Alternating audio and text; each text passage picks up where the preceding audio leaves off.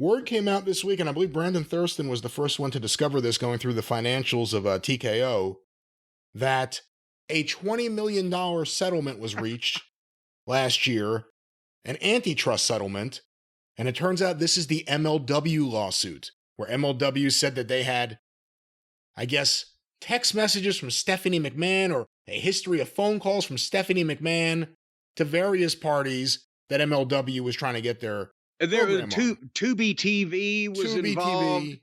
You know, again, it was always a two-sided thing. One was WWE absolutely treats everything like they're a monopoly and absolutely tries to squash everyone. And on the other side, MLW is an industry-wide joke who's never going anywhere, and everyone rolls their eyes at everything involving Court Bauer. Well, but wouldn't you know who won the pony, Brian? That's right. $20 million. And let me just say, as an ex-promoter, I could have run Smoky Mountain Wrestling, or for that matter, Smoky Mountain Wrestling, I could have run and not done anything differently in terms of talent, matchmaking, buildings run, whatever. The only thing I would have changed is I wouldn't ever have charged a dime for a ticket, and I could have still run it for 20 years on $20 million.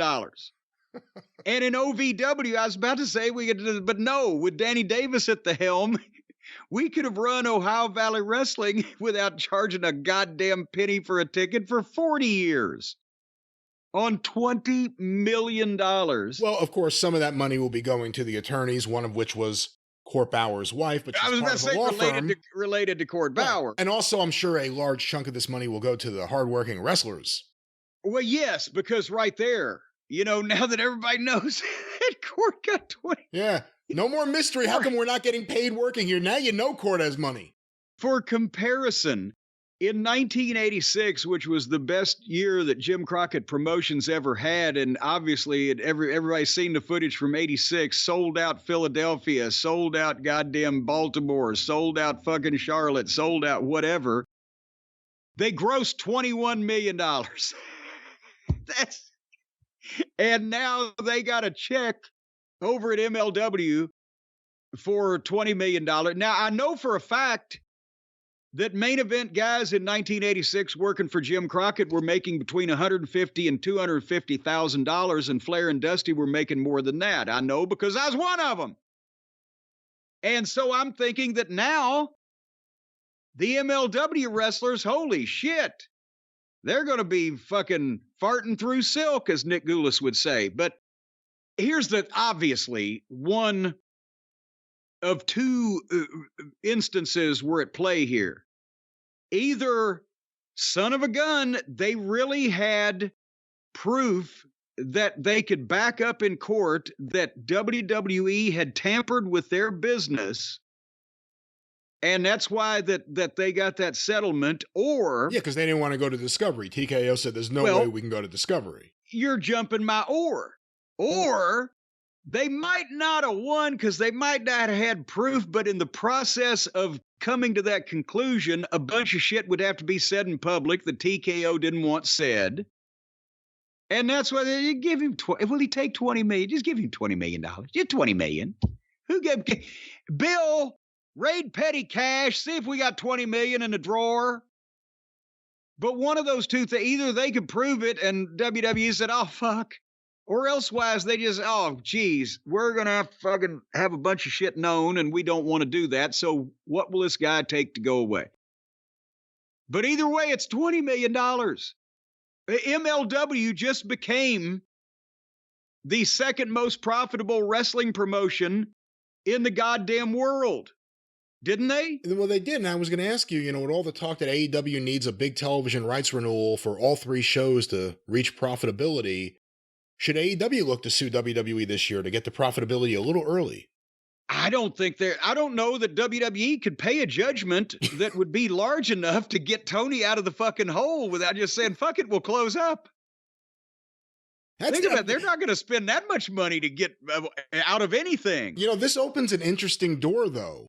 For anyone who had anything related to antitrust or just any sort of predatory practices with the previous ownership, this ownership doesn't want that shit coming out. If anyone needs to pay their rent, now's the time. I guess that's what I'm saying.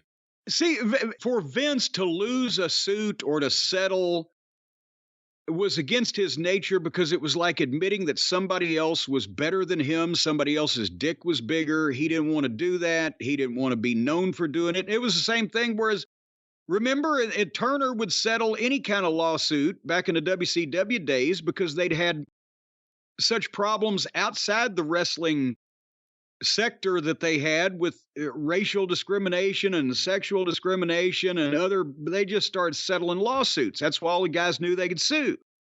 But you didn't have that many guys suing Vince, and the ones that did usually didn't get anything out of it. Remember that fucking lawyer Konstantin Kairos that, so yeah, obviously Vince is gone, but he didn't want to do that as a personal fucking, principle. But again, did you ever hear about when Jesse Ventura beat him and he got, I think, like $750,000 for back royalties and really established wrestlers getting royalties for videotapes as a thing? Then I think Jesse Ventura said the night he won, Vince called him up and like very angrily said, "That's my money." Yeah. And Jesse said, "No, Vince, the judge said it's my money." Which I'm sure Vince must have loved Jesse because he didn't back down at all. But now, hold on. You misspoke about one thing. He didn't get wrestlers' royalties because the wrestlers were already getting the royalties. He got the announcer royalties. Yes, because he discovered, and that's what caused Vince or the WWF at the time to change the contracts, the way they were written. Because Jesse had been a wrestler, but when he told me in the airport, I see him, when did he start? 85 or 86 doing the commentary? 85, maybe late 84, but 85 for sure.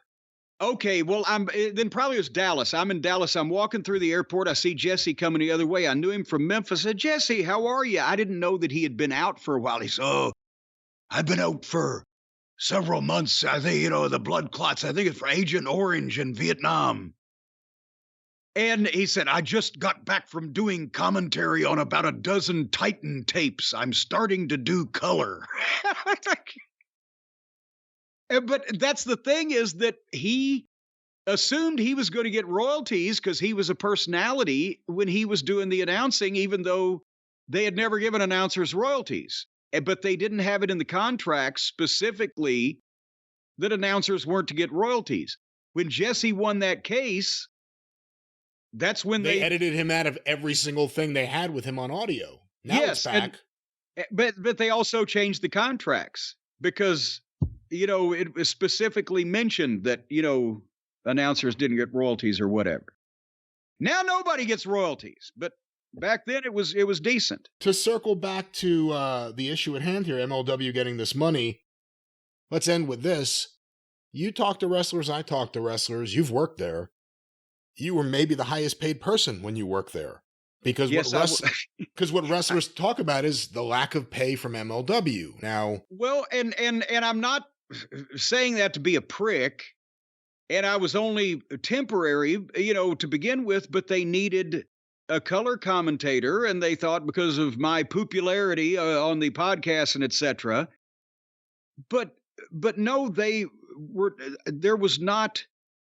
I don't think there was a wrestler on the card making even four figures, for fuck's sake.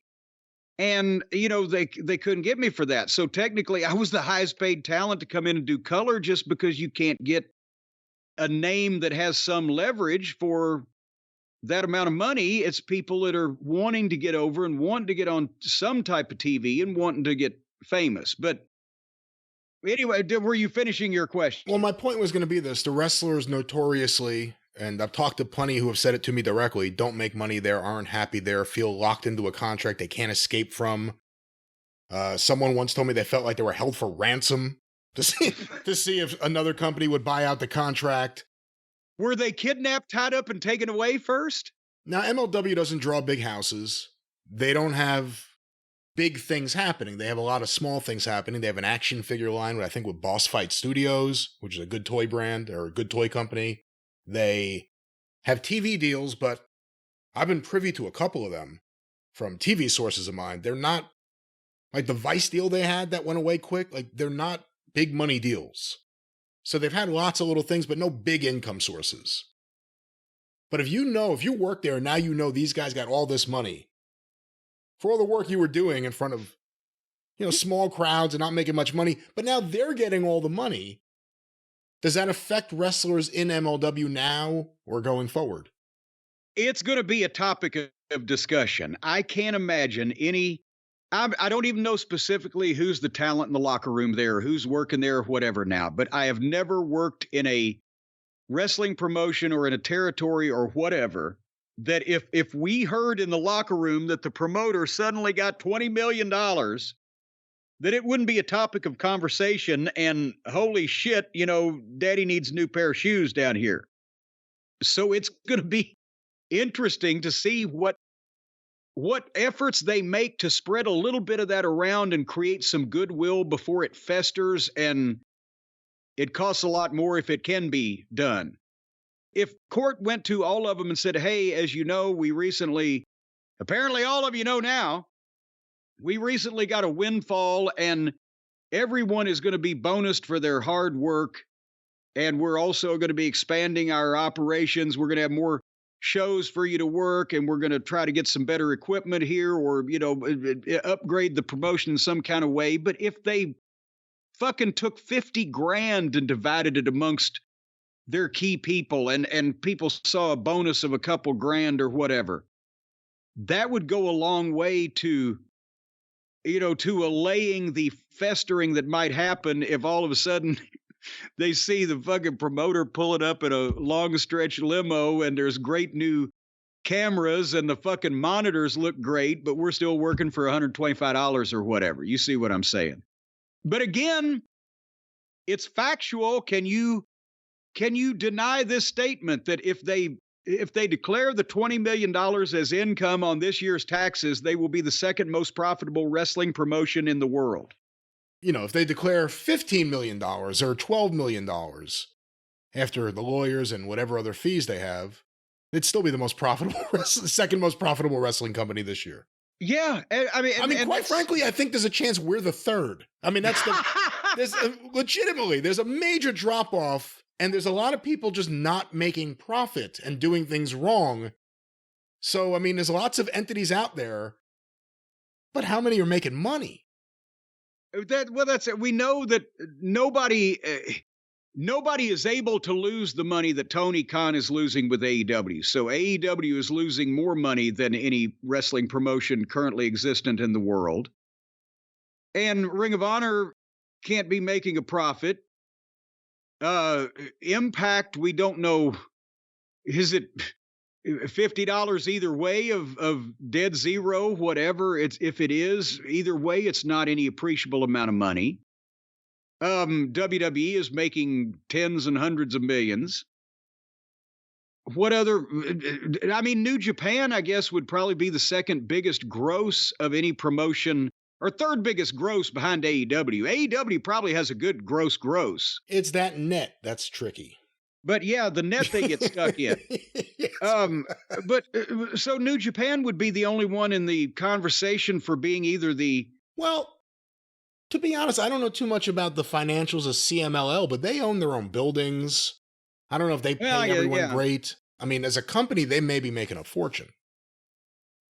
But nevertheless, you can't... Should Court buy a building?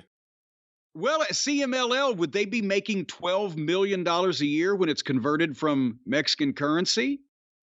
I wouldn't think so, but I actually couldn't say one way or another. I don't know enough about their financials. Here's something else. I wonder if did all that money that MLW has spent so far, did that come out of Court's pocket, or did he borrow some? He might have to pay somebody back. Are you saying the money that Court spent so far just operating MLW? Well, yeah, at some point, somebody might need to get paid back, so that part of the $20 million might need to go there. Oh, you mean like an investor? You're saying Court may have an investor? I don't know that he was trying to Gordon Scazzari this whole thing and pay for it out of his lottery winnings. Well, yeah. If MLW has investors, you got to think they're going to get a chunk of change from this. Court should get a nice vacation or two, certainly. What about a house in Calabasas? Well, you know what? Those are easy to get. You could certainly set up an LLC in another state We could talk to him more about that. We'll be talking more about that in the future here on the show.